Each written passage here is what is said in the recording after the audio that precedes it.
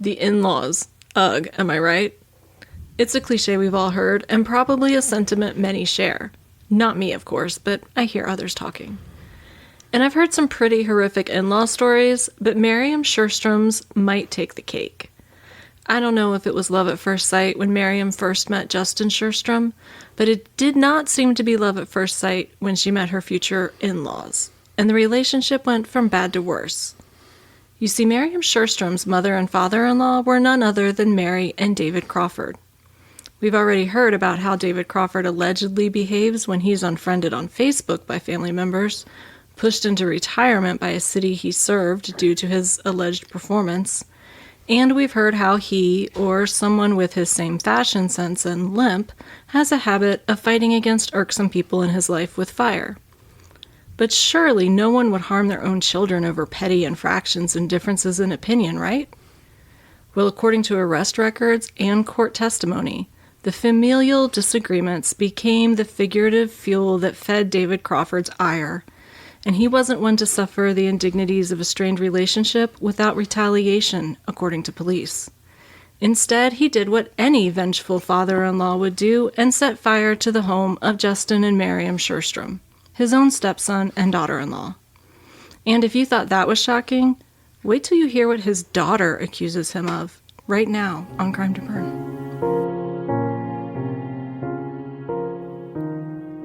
Welcome to Crime to Burn, where we explore the dark city landscape where true crime intersects with arson and criminal negligence. Join us as we sift through the ashes and bring you the story of what really happened.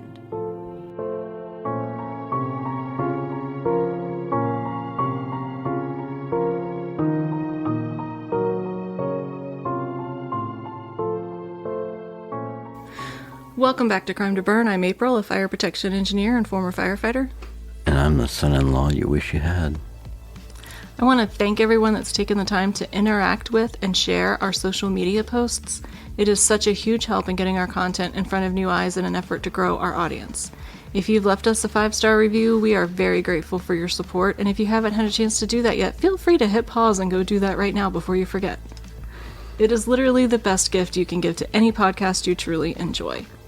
If you have constructive feedback, you can find us at crimetoburn@gmail.com, and we'd be grateful for the opportunity to address any concerns you have via email before you leave a negative review. If you are not following us on social media, you're really missing out. I'm most active on Instagram, but we also post to X, Facebook, and our YouTube channel. I'm starting to put out some videos on criminal arson investigation tactics, and we'll be doing so throughout the rest of this series. So you'll want to go follow us so you can see that content and learn about some of the procedures and processes of arson investigations. Please go follow us, and when you see content from us, liking that content, leaving comments, tagging your friends that you think might enjoy the podcast, and of course, sharing that content via DM is greatly appreciated, and it is a absolutely free way that you can support us week after week. Also, thank you again to everyone that follows or listens to us on Good Pods. We hit the top 5 in 3 different categories this past week, and the top 10 in 2 more categories, and I have no clue how that algorithm works, but I'm choosing to celebrate every win. And I look forward to Apple Podcasts and Spotify catching up and recognizing how awesome we are. Alright, to do a quick recap, David Crawford was a cop, and he started his career back in the 70s in Baltimore City. Then he moved to Prince George's County, which still have not responded to my records request. Then he went to District Heights, who also doesn't answer their emails.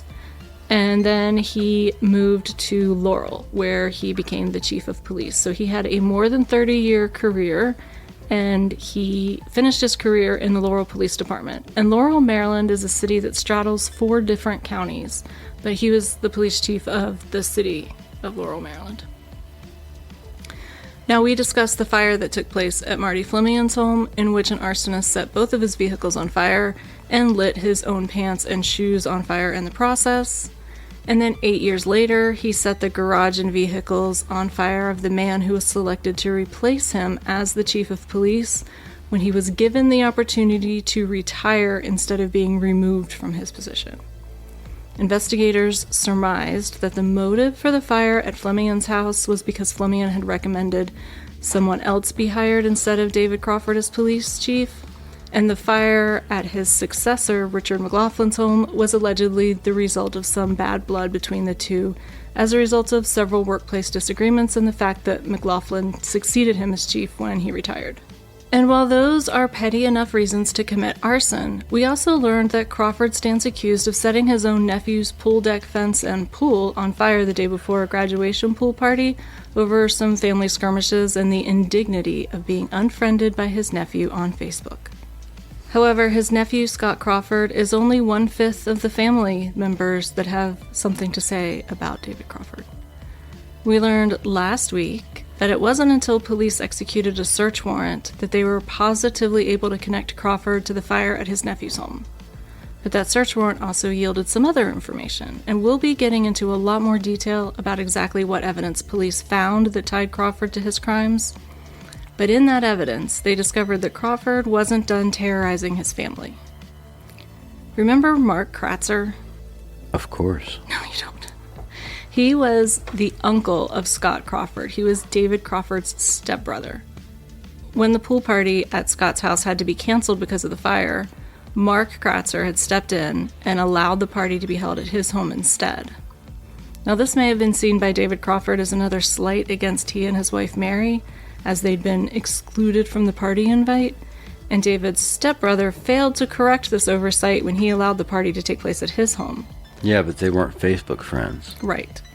However, Kratzer never did have a fire. But we're going to learn later that after the search warrant was executed, police found that Crawford had apparently been zeroing in on his stepbrother as one of his next victims.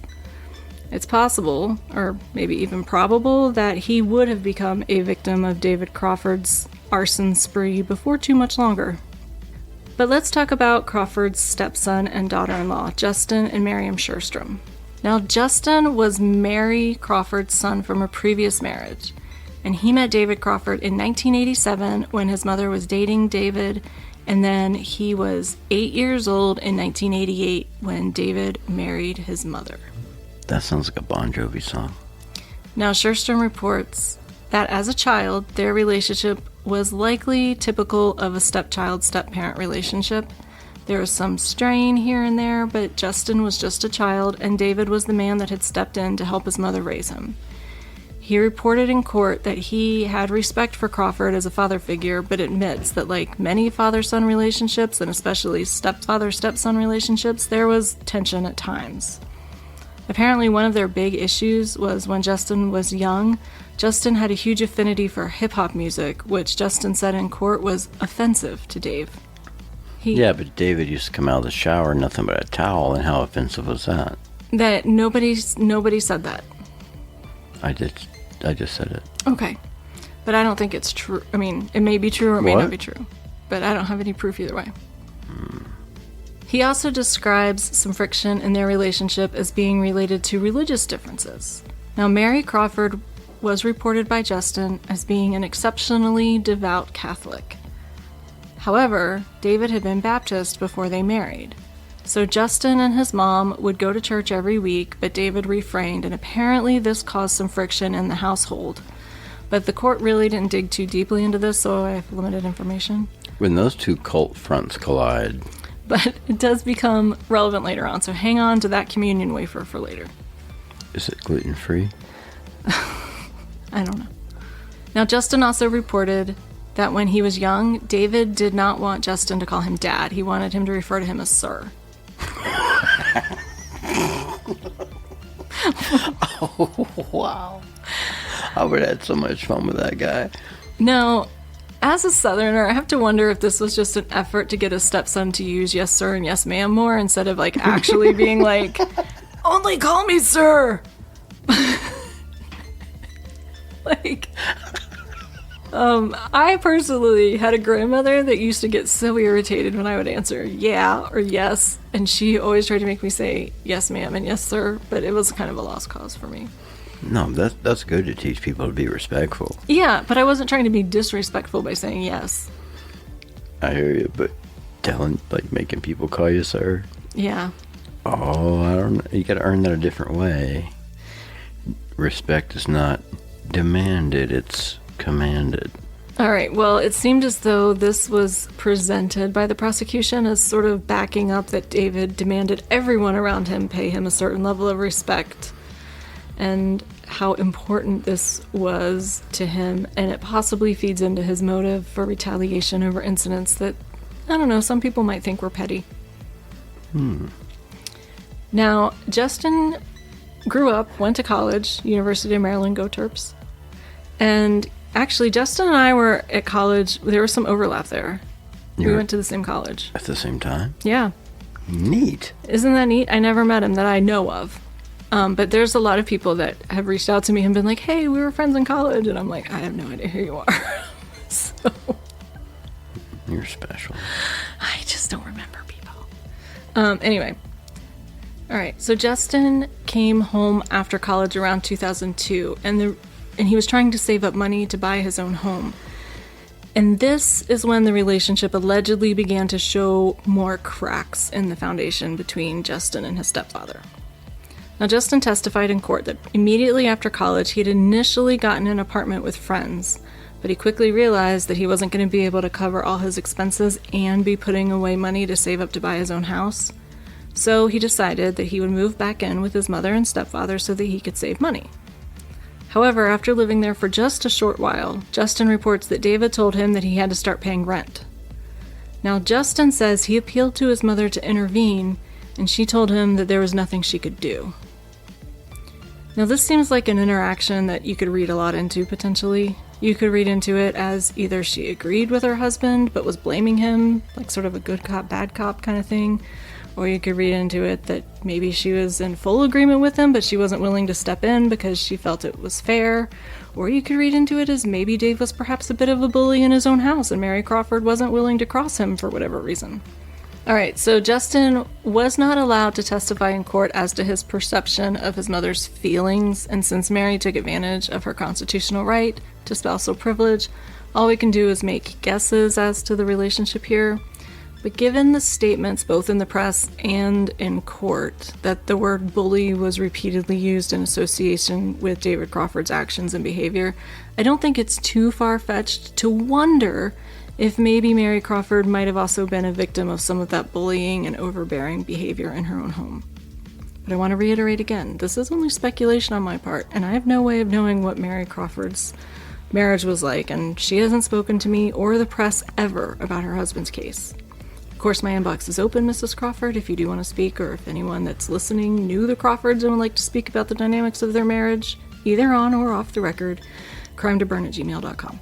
So Justin testified that he was upset about being charged rent to live at home because he had specifically moved back home to save money, and this was going to slow down his plans.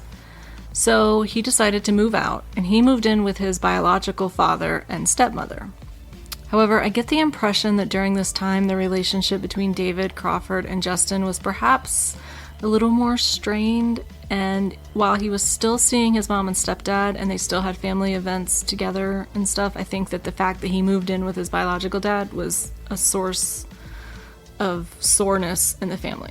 Nobody testified to that in court, but they testified sort of around that. Then Justin met Miriam in 2008. In court, Miriam described herself as Persian, as in of Iranian descent, not feline. Now, I always liked Persian cats. They're so fluffy. What do you think about the Siamese? Their attitudes. And they're way too smart for cats. So you don't, please. I don't. Okay.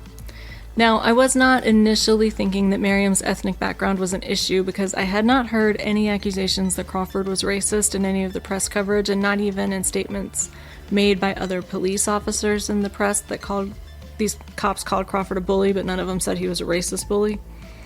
However, we're going to learn some things through Miriam and Justin's testimony that maybe call that into question if there might be some racial prejudice at play. Now, when the prosecution asked how Miriam's meeting with the parents went, the defense jumped all over it objecting, and I think this was a reasonable objection. So they had a pretty in-depth bench conference that Justin couldn't testify about Mary's feelings. However, The judge ruled that the question could be asked in such a way to elicit Justin's observations but not draw connections to Mary's state of mind or provide any hearsay in the form of quotes for Mary. So Justin testified that the relationship between Miriam and Mary started off okay, but it turned tumultuous, his word.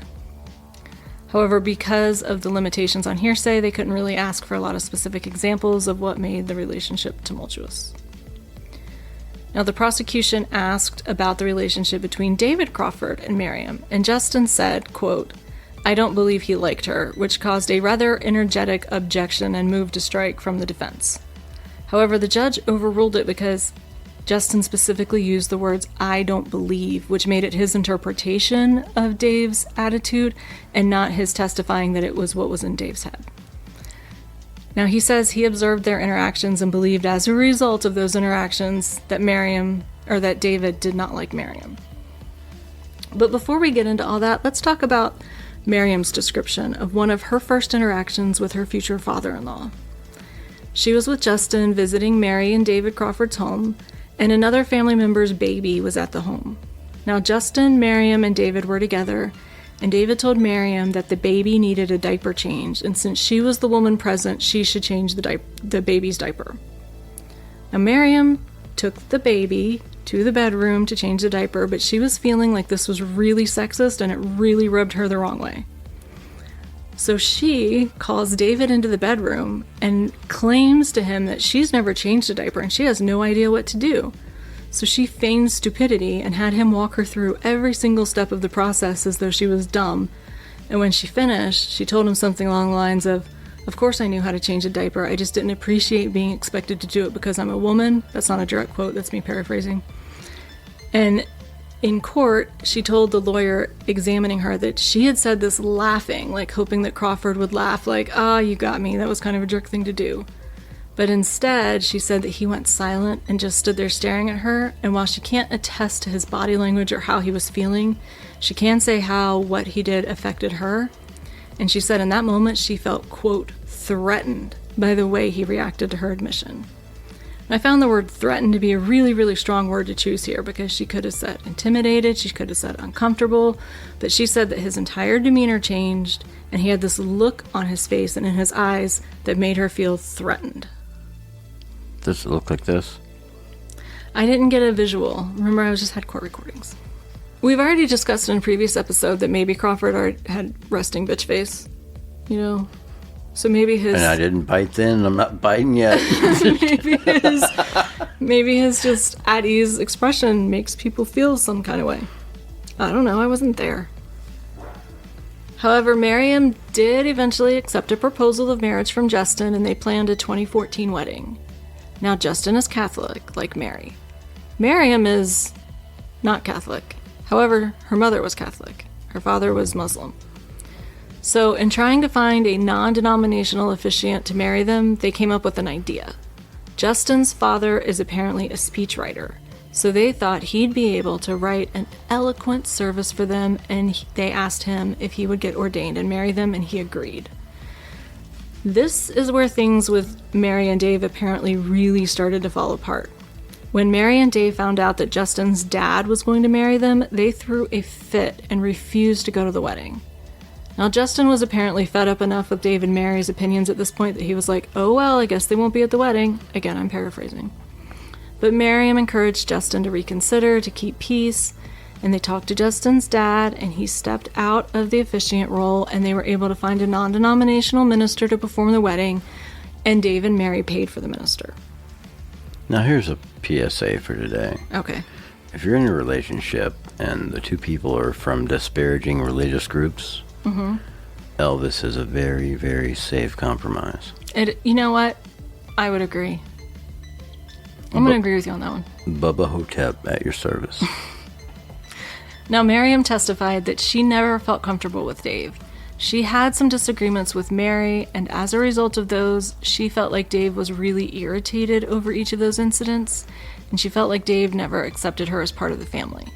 But she specifically says that it was her feeling that the fact that she was Persian was the reason Mary didn't like her. Now, Justin and Miriam eventually bought a townhouse in Montgomery County, and then they had their first baby, a boy, in 2016. Now, Mary was really pressuring Justin and Miriam to have the baby christened in the Catholic Church. Now, Miriam does not describe her own beliefs, just that one of her parents is Catholic and the other is Muslim, which must be an interesting pairing. However, Miriam was willing to allow her son to be christened in the Catholic Church to appease Mary.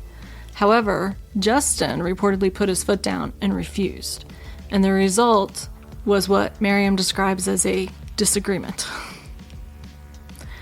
Now, another disagreement was because Miriam and Justin had found an in-home daycare for their son in their neighborhood that was run by a Persian neighbor. And Miriam was particularly excited about the possibility of her child being exposed to her culture and also being able to learn Farsi. Apparently, this greatly displeased Dave and Mary. However, we don't get to find out how they reacted because that was skating way too close to hearsay. And then in July of 2016, so the same year their first child was born, Justin and Miriam went on vacation with Justin's dad and stepmom and some of Justin's stepmom's family.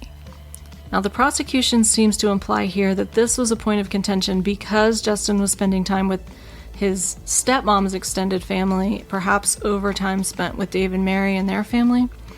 But in court, they read out a text exchange between Justin and Dave, where Dave is trying to convince Justin after all this goes down to call his mom and clear the air after the whole baptism blow up and the trip, and Justin basically tells Dave that his mother's capable of calling him too to clear the air. Now, I'm putting on my speculation hat here, so this is my own personal thought process. But it sounds like the implication is that Dave is blaming Justin for whatever rift happens between Mary and Justin is blaming Mary. That's sort of the impression that I got.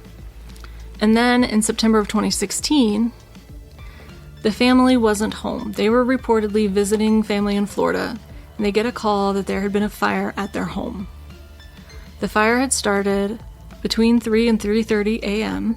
Remember, that was a very similar time to a previous fire. The witching hour. And the fire started at the garage at the back of their house and went up into the beams of the roof and damaged the townhouse units that were connected on both sides. Now, right at the back of the townhouse, above where the fire occurred on the upper floor, was the baby's bedroom, the baby's nursery.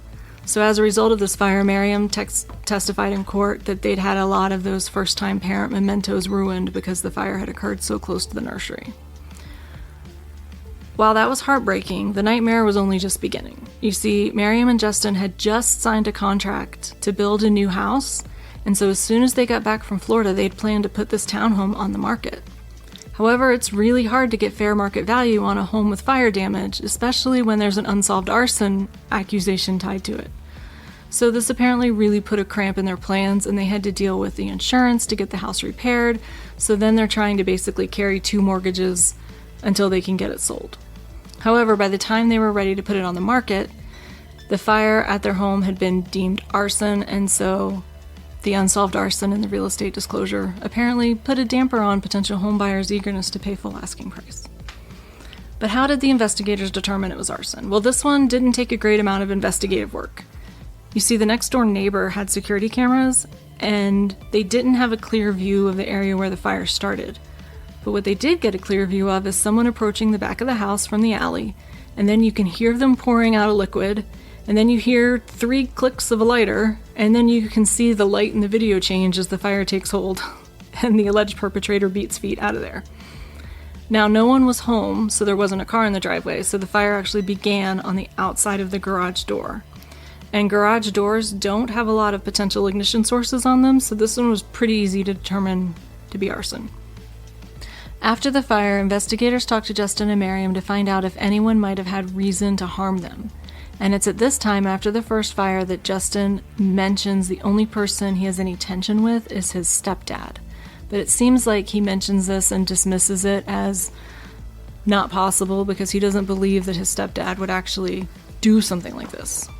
Now, after the fire, Dave does call Justin to find out what he knows. And in that conversation, Dave points out to Justin that arson is the hardest type of crime to solve. Now, Dave and Mary invited Justin and Miriam and the baby to come and stay at their home while the house was repaired, but the Schurstroms declined. And while losing baby mementos and the trouble with selling the house and all of that is horrible to have to deal with, it won't be the end of David Crawford's alleged crimes against the Surstroms. We are just getting started. You see, the tension in the family apparently continued to escalate. In 2017, Justin and Miriam took a little romantic getaway before Miriam started a new job, and they asked Miriam's parents to keep the baby for them while they were away. This reportedly upset Dave and Mary because they didn't get asked to keep the baby. Then there was a trip to Hershey Park for Mary's birthday, and some of Mary's extended family was coming in from out of town, and the plan was for everybody to spend the night. But the Surstroms were in the process of sleep training the baby, and apparently he was a really bad sleeper, and they decided that it would be best for them to just go for the day and drive home so they could sleep in their own house and Max could sleep in his own crib, and this caused a lot of friction that they weren't willing to spend the night. And then there was the wedding in Pittsburgh that happened in early September 2017. Justin's stepmom also had family in Pittsburgh, and so she accompanied Miriam and Justin to Pittsburgh to keep the baby while Justin and Miriam attended the wedding and to visit her family that lived in the area. Now, Miriam reported that there was a big disagreement because Justin and Miriam had gone to see Judy, the stepmom's family, but hadn't been to see Mary's uncle that also lives in Pittsburgh. Now, it sounds to me like Mary's just desperate to see her grandkid and her son, and Miriam and Justin have sort of maybe been avoiding them because of the drama in the relationship. And so anything they do, Mary and Dave seem to be getting bent out of shape about, or at least that's the impression I got from what was presented in court. Then, Justin and Miriam apparently failed to acknowledge Dave and Mary's wedding anniversary that year, and there's a disagreement about that. So we come to the night of September 29th, 2017. So this is 1 year after the first fire at Justin and Miriam's home. They've tried selling the house after having it repaired without any luck, so they finally decide that the best thing to do is to put some tenants in the house, get more time between the arson and the present day to allow buyers to not be quite so concerned that the house had been the target of an arson. So Justin and Miriam are set to leave on a trip on the next day, September 30th, to go to Miriam's brother's wedding. And the next week, their very first tenants are scheduled to move in, which is a huge relief because at this point they're carrying a double mortgage. But the night before they're due to leave, the same home that had been targeted the year before is targeted again, and it's nearly an identical situation. Pouring gasoline, which you can hear on the security camera from the neighbor, you can hear the clicks of the lighter, you can see the light change as the fire takes hold, only this time the fire actually burned itself out. And so while this occurred around 3:30 in the morning, the police and investigators don't get called until 9 in the morning when the neighbor goes outside and realizes that there's new, fresh damage to the garage door. Now, the damage was relatively minor, but because of the repairs, the tenants couldn't move in, and now there's a new insurance claim, and so once again, police come to investigate, they collect evidence, but this case also slowly goes cold. And the good news is that there are no more fires at Justin and Miriam's townhouse, because the next fire is at the house that they were living in. I don't know if that's good news or bad news. But once again, before this last fire, tensions between the Surstrom and Crawfords are growing. Why? Because of COVID, obviously. Nothing can rip a family apart faster than differing opinions on a global pandemic. Now at this point, 3 years have passed since the last fire. Miriam is pregnant with her third baby. These babies came in rapid succession, so all their kids are small. The oldest was born in 2016, and so he would have been 4, and then they have another baby, and Miriam's pregnant. Because Miriam was pregnant and she was a high-risk pregnancy, the Surstroms were being super cautious about COVID. They were not seeing anyone during the lockdowns. However, they would repeatedly get asked to make plans with Dave and Mary, and apparently Miriam and Justin were willing to go and see them, but they asked that for 14 days prior to the plans they made, would you please not go anywhere without a mask? And every time they would get close to the time to go meet with them, the Crawfords would tell them, oh yeah, we went out to dinner last night or something, and so they would cancel the plans, and this caused a big disagreement. I keep forgetting that this case is so contemporary. Yeah. Because when you describe it, in my mind, I get like this 70s vignette. Well, that's because he started his career in the 70s. It's so average and mundane. Like, I'm not saying it's not awful and horrific, but at the same time, it somehow manages to be pretty beige. This is the beigest criminal. All right, well, let's keep going and see if we continue to picture him as beige. Give me another color. All right. Now, during this time, other family members were happy to comply with Miriam and Justin's requirements. So in August of 2020, Justin's dad and his stepmom and both of Miriam's parents and all of the kids went to the beach together, and they rented a house, and everyone had agreed to quarantine for the 14 days prior to the trip and get tested and all that. And this really irked Dave and Mary, who've not been able to see their grandkids during this time. And around the same time, Dave and Mary went to go visit some of their relatives in Ohio. And at this point, Dave makes a really passive-aggressive Facebook post about how welcoming their other family has been and allowing them to come and visit and see their kids. And even though Miriam and Justin weren't on the trip, Miriam had never met the people in the photo, he makes this post and then he tags Miriam in it, which really sends Justin into orbit because he views it as passive-aggressive. And so Justin basically calls Dave and they have some words, another disagreement. Well, Dave and Mary apparently also discovered that in October, through a Facebook post, they discovered that they had not been told that Miriam was having neck surgery, and they found out about it from a Facebook post. So Miriam had neck surgery, and then a couple weeks after the surgery, she actually had to be readmitted to the hospital and have a second surgery because of a really bad infection. And the prosecution in court was trying to get her to tell the court what Dave and Mary's reaction was to learning this information over Facebook, but objections rained down from the defense table, and so the prosecution just abandons this line of questioning. So in November of 2020, Miriam's just given birth to her third child. The month earlier, she has had not one, but two apparently very serious neck surgeries. It's around 3:30 in the morning, between 3 and 3:30 a.m. She's asleep in bed. Justin is asleep in another room with their toddler, and the phone wakes Miriam in the early morning hours. A neighbor is explaining over the phone that their garage is on fire. Now, this was a detached garage, but at this point, it is fully involved. Now, let's just take a moment here. If you've had two fires in a house you owned while you weren't home, I imagine that you might be able to think that, yeah, there's somebody that doesn't like you, but they're not trying to actually hurt you.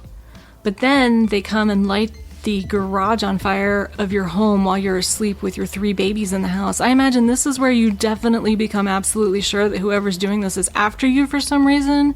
And if it was me, I would be terrified to ever put my babies to sleep again in a house if people knew where I'd live. I would be like bouncing from hotel to hotel like some sort of thief on the lam trying to ensure my kids were safe. Now, Miriam doesn't testify to any of those thought processes in court, but I cannot imagine how terrifying that must have been. Now, Miriam is shown the surveillance video from the night of the fire from a neighbor's security camera, and it shows the suspected arsonist that shows up and lights her house on fire, and she's asked 2 very targeted leading questions by the prosecution. Number 1, are the pants worn by the suspect in the video similar to pants you know Dave Crawford to have worn around the same time? And the answer is yes. And the second question, is the gait of the man in the video similar to David Crawford's gait? And the answer is yes. And again, gait meaning walk, the way he walks. Now, before the prosecution turns Miriam over to the defense for cross-examination, they ask one more question about Dave and Mary's house layout. And at first I thought this was really mundane, but it turned out to be important. Remember how I said that there's no reason Mary Crawford should have known what her husband was up to? This is why. During questioning, it comes out that Dave and Mary live in a house that's 1 story from the front, but then there's a basement because it's on a sloped lot, and there's a separate entrance in and out through the basement, meaning ingress and egress door on the upper level and ingress and egress door on the lower level. And Miriam tells the court that upstairs, Mary has a bedroom and the female child of a relative has a bedroom. Downstairs, Dave has his own bedroom on a second floor that has a separate exit so he can freely leave and return to the house while Mary is asleep on the first floor, not realizing her husband is leaving. Also, if they don't share a room, is it possible Mary would have had no knowledge of any burns that Crawford might have sustained while lighting his pants on fire in the first arson? I don't know. Now, I know from bench conferences during Miriam's questioning by the prosecution that the judge's opinion of her state of mind was like, he described her like a volcano of anger ready to erupt. Those are the judge's words, not mine. So this is going to be a tricky decision for the defense. She's liable to really show her anger on the stand if he really challenges her on anything, which could be damaging to the defense's case. So the defense only asks a single question in cross. He wants to know how long after the third fire that it was before Miriam was shown the video where she claims the suspect has Dave's fashion sense and swagger. Now, she answered that it was within a week of the fire, and the defense apparently decided it was too risky to interview such an angry witness further and asks no more questions of her. However, he had cross-examined Justin. Now, there was one more interesting bench trial about Justin's cross-examination. You recall that we discussed a text message and a Facebook post that had been admitted into evidence showing that there was some friction between the defendant and his stepson around the times of the fires. Well, the defense wanted to bring up other electronic communication between those times that showed that they'd had friendly discussions in there. More interactions that were just neutral. However, he was warned by the judge that he had limited the prosecution to very specific time frames. And if he wants to open a can of worms by admitting random text messages from broader timelines, then he's really opening himself up on redirect for the prosecution to do the same thing. And it was kind of funny because listening to the bench trial, I felt like the judge was doing everything he could to tell the defense, I can't stop you from doing this, but this is a dumb idea. But apparently, the prosecution and defense argued this out. It was actually a really interesting exchange. But they decided that they were going to admit one other text message from a very specific time frame. But it became such a big argument that they actually took the jury out of the room while they figured it out. Because they had to take a recess and everyone had to agree what they were going to present. So now we have our first fire occurred in 2011 at Marty Fleming's house in PG County. In 2016, we have our first fire at the Sherstrom's townhouse in Montgomery County. A year later, in 2017, we have our second fire at the Sherstrom's townhouse in Montgomery County. In 2019, we have the graduation pool party at Scott Crawford's house in Anne Arundel County. And several months later, in 2019, we're back in PG County to Mr. McLaughlin's house. And then in 2020, we have our third fire at the Sherstrom's house. And that is 6 fires, and we still have 6 more to go. But before we wrap up this episode, remember that baby that Dave had tried to force Miriam to change the diaper on because apparently the XX chromosome predisposes you to diaper duty? Well, that is the child of David Crawford's daughter, David Crawford's biological daughter. So, not a stepchild. And Dave and Mary have custody of this child, or did at the time. However, after Dave's conviction, his daughter, the child's mother, went out on the air accusing her dad of some horrific stunts in order to make her voluntarily give up custody of her child in the interest of her child's safety. And I'm not talking about some car fires here. I'm talking about allegedly firing a gun into occupied structures, shooting up vehicles, written threats of violence, and trying to cover it up by making it look like a gang was responsible. It's honestly nothing short of insane if these accusations are true. I have to ask a psychiatrist if somebody that was capable of doing this would be a psychopath, because I'm not qualified to make that determination. But if he was actually capable of the things his daughter accuses him of, he should have never been a cop. So if you want details of these accusations by Crawford's daughter, you're going to have to tune in next week on Crime to Burn. And we'll tell you more unbelievable things. I mean, she will. Everything I say is pretty believable. Everything. Think about it. Can you think of anything I've said lately that's unbelievable? Yeah, it's kind of like what we're doing here. Everybody talks like this at home and tells stories that they research for months and... They do? No. Oh. But everybody poops. The in-laws. Ugh. Am I right? What's happening? What are you doing? Did you write ugh? Yes. Now I'm not going to be able to say it without laughing. Is this how you feel about your in-laws? No. Let me get to the part about how I feel. Ugh. God, we're not off to a good start, man. What do you mean? Seems good.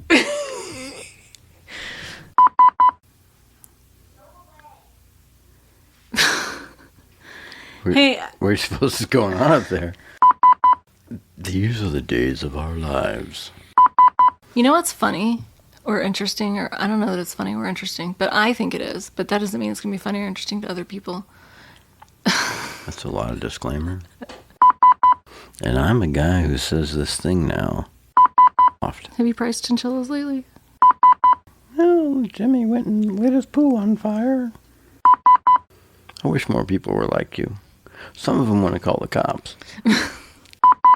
and that's how boy bands are formed. But first, let's talk about Crawford's stepson and daughter-in-law, Justin and Miriam Scherstrom. And try not to yawn. Scherstrom. But first, let's talk about Crawford's stepson and daughter-in-law, Justin and Miriam Scherstrom. They should make guitar picks. Okay. Are we going to be able to get through this? So I'm kind of focused on that. I'm sorry. I'm going to try to get off of that. All right. But first, let's talk about... Damn it. As the most prudent person in the room, Scherstrom, doesn't it just sound like a solid rhythm guitarist? Scherstrom. Rocket Scherstrom. If he'll change his name to Rocket, I think he has a big career ahead of him in guitar playing. So you're saying pay rent or I'm going to drag my balls on your couch? Yeah. I feel like that's a little bit of a stretch. For your balls? Balls. You were right at balls. She may need to get out from under the shadow of that guy's balls first. Oh my God. Big old balls. Big old shiny balls. What is it with you and balls today? I should have started drinking earlier. Well, what's the sour face for? I don't know. All the things you just said had anus in common. Anus? Yeah. Where did I say anus? Run it back. I didn't hear anus at all. I could have swore you said some more things that were happening to the hole. What's wrong with me? Let's put our anuses away and move on. Here comes the dog. No, he didn't fall down the stairs. Good boy. Sounded kind of normal, didn't it? It did. Okay, go lay down, buddy. I took that dude on the ride of his life. Nothing cools me off like a nice fire. That the only person that he has any tuna with is his stepdad. Oh, no. You like hide and use beef? Oh, man. You think they'll understand? I don't know. All right, so Justin mentions that the only person that he really has any beef with is his stepdad. And it seems like maybe... Problem. Okay. Exception to, takes exception to something. Believe his stepfather would do something like this. What was that? What was that? I have no idea what that was. Or could have been. All right. What? Is that you? No. It wasn't a phone. It sounded like it came from over there. Was it your... No, it does not make that sound. All right. Well, we have a ghost. Cool. We are now shifting to a paranormal podcast. If you're in the room with us, tap twice. I don't think that was a ghost. Yeah, it's not you. It's Pennsylvania. You know how you get to Hershey Park? How? The Hershey Highway. Which exit you think it is? Number 2. Okay. It's like having a baby. No, you don't want people in the delivery room looking at your muffin, but I was going to say. When you're done, you're like, look at this baby I made. But do you want the world to see your cloaca? God, no. We're talking about cloacas here. You don't even have one. Did you know that turtles can breathe through their cloacas? I've heard that, but Yep. I don't know anything about turtles, really, except they will bite you if you try to give them a bath. Cloacal respiration. It's a real thing. Turtles attaching themselves to your chest when you're 7 years old, also a real thing. And I thought a donkey was just inappropriate. I don't know. Sausages are just funny. Never underestimate the hilarity of meat products. The kids think I'm funny. I don't know. My house was never chaos because I didn't have any siblings. Like, sometimes you want to buy one Billy Bass, But then if you look, there's like a half a dozen Billy Bass for like $10 more. Happy birthday to you. Happy birthday to you. Happy birthday, love of my life. That's me. Happy birthday to you. I got you a camouflage cake. Yeah, you did. Because Walmart has everything. They seem to. Bigfoot, alien Bigfoot spaceship? and an alien in a spaceship. They're holding hands. I love it. I didn't know we were known for that. I didn't either. Winston's having a dream. Sure is. His tail's wagging.